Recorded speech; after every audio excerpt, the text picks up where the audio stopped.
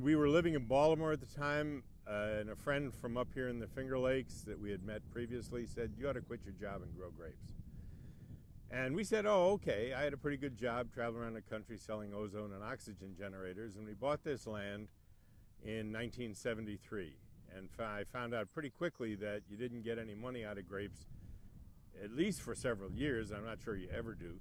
And I had to go get another job, and Ann took care of the vineyards. We grew for the Taylor Wine Company initially, and we planted the French-American hybrids that they were interested in at that time.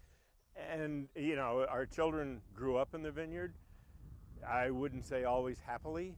You know, and I would have to get them up to go either spread baskets for pickers or pick up numbers or pick up rocks, which, you know, would drive them not crazy, but it was always, they're not doing the work I'm doing kind of thing, as children are. And now our son has come back and he's managed the vineyards for the last 10 years, and they're in better shape than we've ever had them.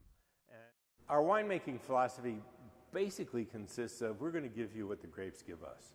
And so our efforts, not that we make no efforts here, certainly we make every effort to make quality wine, but our first effort is to grow quality grapes and to give Johannes, our current winemaker, all the equipment that he needs to do that.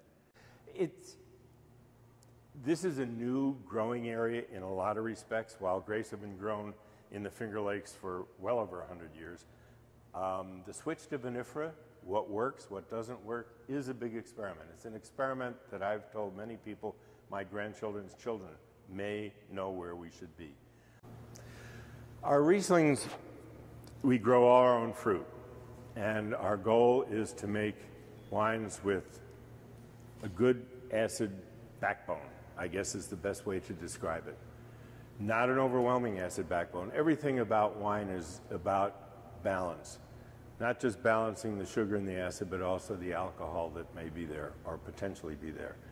Actually, I think if you look at it, we're becoming very Alsatian. And not on purpose. We're not thinking, oh, we're Alsace, we're going to be making Alsatian wines.